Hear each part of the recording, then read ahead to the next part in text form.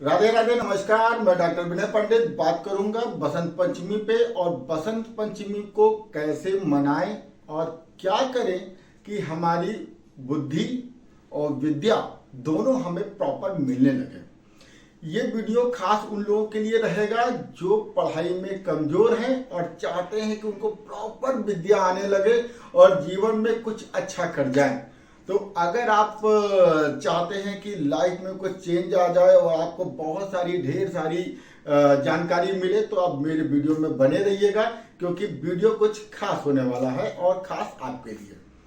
तो बसंत पंचमी के दिन हम क्या करें कि हमारे जीवन में जो शिक्षा से संबंधित प्रॉब्लम आ रही है। बहुत सारे लोगों को मैंने ये सुनते हुए देखा है कि वो हमसे कहते हैं, गुरुजी मेरा बच्चा पढ़ने में बड़ा कमजोर है, वो पढ़ता नहीं है, वो पढ़ता है तो उसको याद नहीं होता है। बहुत सारी चीजें प्रॉब्लम आती हैं। वो प्रॉब्लम क्यों आती हैं, ज्योतिष के पॉइंट ऑफ व्यू से भी मैं आपको बताऊंगा, और इस मुहूर्त का क्या प्रयोग कर सकते हैं उस पॉइंट ऑफ व्यू से भी मैं आपको बताऊंगा कि आप इस दिन का उपयोग कैसे ले सकते हैं बसंत पंचमी का। अगर हम बात कर रहे हैं ज्योतिष के पॉइंट ऑफ व्यू से, तो बसंत पंचमी के दिन आप अपने 5th हाउस को स्ट्रॉन्ग करके आप विद्या को प्राप्त कर सकते हैं। अब ये 5th हाउस क्या है? आप 5th हाउस को आपके जन्मांग में जो 5वां घर होता है उसको 5th हाउस बोलते हैं, और उसी भाव से आपकी विद्या और बुद्धि और प्रज्ञा का विचार होता है। अगर आपको इन 3 चीजों में कमी आ रही है तो यानी कि आपका जो 5th हाउस है वो डैमेज हो चुका है। अब इसको स्ट्रॉन्ग करने के लिए हम उपाय क्या कर सकते हैं, या इनको कैसे बैलेंस करें, माँ सरस्वती की आराधना के थ्रू बैलेंस करें कि 5th हाउस को स्ट्रॉन्ग करके बैलेंस करें। तो दोनों चीजें मैं आपको बता दूंगा, जो आपको सही लगे आप उस तरीके से इसका उपयोग कर सकते हैं बसंत पंचमी के दिन। अब 5th हाउस क्या है? 5th हाउस यानी जो 5th हाउस का जो लॉट है वही 5th हाउस है। अब 5th हाउस का लॉट अलग अलग हो सकते हैं। जैसे हमारी 12 राशियां हैं, मेष राशि से लेकर के मीन राशि तक। तो आपका 5th हाउस मंगल भी हो सकता है, आपका 5th हाउस सूर्य भी हो सकता है, चंद्रमा भी हो सकता है, बृहस्पति भी हो सकता है, शुक्र भी हो सकता है और शनि भी हो सकता है। कोई भी 5th हाउस का लॉट हो सकता है। आपको यह देखना है कि आपके 5वें घर का स्वामी जो है वो क्या एनर्जी रखता है। अगर वो नीच राशि का है या 6, 8, 12 में जाके बैठा है तो आपका बच्चा पढ़ने में कमजोर होगा। पढ़ने में कमजोर होगा तो हमारी रेमेडी आएगी कि हम उसको क्या करें। तो आपको ये देखना है कि 5वें भाव का जो स्वामी है उसको आपको स्ट्रॉन्ग करना है। मान लीजिए कि आपका 5वें घर का स्वामी जो है वो सूर्य आ जाता है, तो आपको क्या करना है, बच्चे से बोलना है कि बेटा सूर्य की उपासना चालू करो, तो आपका बच्चा पढ़ने लगेगा। अगर चंद्रमा है तो उससे आप बोलो कि रोज शाम को, खास तौर से जब चंद्रमा का उदय होता है, तो मून सावर ले ले। मून सावर से क्या होगा, उसकी जो दिमाग है, उसकी जो इच्छा शक्ति है वो तेज होने लगेगी। अगर आपका 5th हाउस का लॉर्ड जो है वो मंगल आता है और मंगल आपके विद्या का कारक बनता है और वो आपको विद्या से कमजोर कर रहा है, तो आपको मंगलवार के दिन हनुमान चालीसा का पाठ करना चाहिए। उससे भी आपके मंगल का दोष समाप्त होता है और आपको विद्या की प्राप्ति होती है। एक तो ये कर लीजिएगा। दूसरा, अगर आपका बुध खराब है या 5th हाउस का लॉर्ड बुध हो जाता है, तो आपको करना है भगवान श्री गणेश की पूजा। और बहुत सिंपल सा है, हर घर के पास पार्क होता है और पार्क में आपको दूब मिल जाएगी। आप 21 दूब लेके आइए, बुधवार के दिन भगवान गणेश को अर्पित करिए, ओम गंग गणपते नमः का मंत्र का जाप करिए। आप देखेंगे कि आपकी बुद्धि और विद्या इतना शार्प होने लगेगी, इतना तेज होने लगेगी कि आपको अचानक एक अलौकिक एनर्जी प्राप्त होगी। अच्छा, ये अलौकिक एनर्जी की मैं बात जो कर रहा था, उसको, इस शब्द को आप ऐसे समझ लो कि जब भी हम अध्यात्म से जुड़ते हैं तो हमारे जीवन में बहुत सारी ऐसी चीजें हैं जो नकारात्मक ऊर्जा को खत्म कर देती है। जैसे हमारा पढ़ाई में मन न लगना, हम एकाग्र ना हो पाए या कंसंट्रेट ना हो पाए, ये प्रॉब्लम जो आती है जब आप अध्यात्म की तरफ जाते हैं तो ये नकारात्मक ऊर्जा ना बहुत दूर तक चली जाती है। मेरा क्लाइंट था, उसने मेरे से कहा कि गुरुजी आपने जब मेरे को नकारात्मक ऊर्जा को हटाने का उपाय बताया तो मैं रात को जब सो रही थी तो मुझे लगा कि कुछ चमगादड़ उड़ के जा रहे हैं, कुछ निगेटिव एनर्जियां हमारे घर से बाहर जा रही, ऐसा मुझे सपने में आ रहा था। तो ये होता है, जब आप इस चीज को फील करना चालू कर लेंगे तो आपको इस एनर्जी का लाभ महसूस होना चालू हो जाएगा।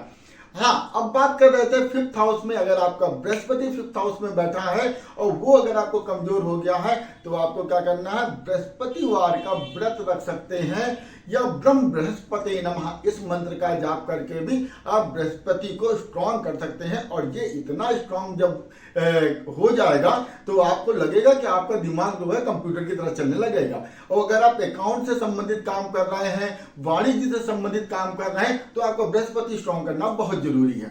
अब आते हैं कि अगर आपका फिफ्थ हाउस का लॉर्ड जो है वो शुक्र है और वो कमजोर अगर हो रहा है तो आपको काम करना है, अपने शुक्र को मजबूत करना। और शुक्र को मजबूत करने के लिए बहुत सिंपल सा उपाय है कि आप रोज नहाते समय पानी में कम से कम 100 ग्राम के आसपास जो है दूध डालें और इत्र डाल के नहाएं, आपका शुक्र स्ट्रांग होगा। और साथ में सफेद वस्तुओं का दान करें, इससे आपका शुक्र स्ट्रांग होगा तो आपकी विद्या की जो प्रॉब्लम आ रही वो सही हो जाएगी। और अगर आपका शनि पंचम भाव का स्वामी है और वो आपको प्रॉब्लम दे रहा है तो आपको शनिवार के दिन किसी शनि देवता जो आते हैं उनको मस्टर्ड ऑयल जो सरसों का तेल है उसका दान करें। और उसको दान करने का तरीका यह है कि अपने सर के ऊपर से घुमा करके उस तेल को उसमें डाल देना है और उस तेल में अपनी छाया को देखना है। इस प्रकार से अगर आप करते हैं तो फिफ्थ हाउस से संबंधित जो प्रॉब्लम आ रही थी विद्या में वो आपकी दूर हो जाएगी। अब कल का क्या उपाय है, कल क्या करेंगे, बसंत पंचमी को कैसे मनाएं? तो आपको बसंत पंचमी मनाने के लिए आपको करना है, माँ सरस्वती की आप या तो फोटो ले आए या वो प्रतिमा लेके आ जाएं और बहुत अच्छे से उनको आसन दें, पीले रंग के वस्त्र के ऊपर उनको बिठाएं और पीले पुष्पों के द्वारा उनका पूजन करें, नैवेद्य चढ़ाएं, केला चढ़ाएं और खुद भी पीले वस्त्रों को धारण करें और एक मंत्र बोले, या देवी सर्वभूतेषु विद्या रूपेण संस्थितः नमस्तस्यै नमस्तस्यै नमस्तस्यै नमो नमः। मैं फिर से रिपीट कर देता हूं इस मंत्र को, या देवी सर्वभूतेषु विद्या रूपेण संस्थितः नमस्तस्यै नमस्तस्यै नमस्तस्यै नमो नमः। आप इस मंत्र का यदि 1 माला 11 माला यदि आप जाप करते हैं तो आप देखेंगे कि इसके जाप से आपकी जो कंसंट्रेशन है, जो एकाग्रता है वो लगातार बढ़ती जाएगी। आपका बच्चा जो है बहुत तेज हो जाएगा। ये खाली सिर्फ बच्चों के लिए भी नहीं है, ये उन लोगों के लिए भी है जिनका दिमाग कम चलता है। अगर इस मंत्र का आप जाप करते हैं तो आपका दिमाग अचानक और लौकिक तरीके से बढ़ना चालू हो जाएगा। बहुत प्यारा उपाय है। कल का जो मुहूर्त है उसका ध्यान रखिएगा। सुबह 9:30 बजे आप यदि पूजा करते हैं तो बहुत अच्छा समय रहेगा और इस समय यदि आप संकल्प के साथ पूजा करेंगे तो आपको विशेष लाभ मिलेगा। अच्छा, एक और बात करूंगा, मैं बात कर रहा था बसंत पंचमी के लिए, तो एक और भी एक चीज कल बनेगी 14 तारीख को कि हमारे उन लोगों के लिए भी ये दिन है जो प्यार में इंगेज है। अब प्यार का और प्रणय का जो संबंध है वो जीवन में बड़ा ही रोचक है। हम प्यार में तो आ जाते हैं, कुंडली में हमको पता है प्यार किस भाव से विचार करते हैं या प्रणय का किस भाव से विचार करते हैं। हम कैसे जानेंगे कि हम जिससे प्यार करते हैं वो रियल हमें प्यार करता है कि नहीं करता है?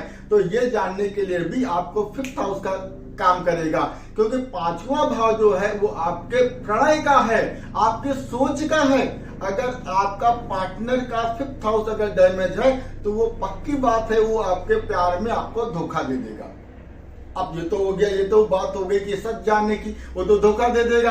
अब आप मेरे से कहोगे गुरुजी हम तो बहुत प्यार करते हैं, कोई उपाय बता दो।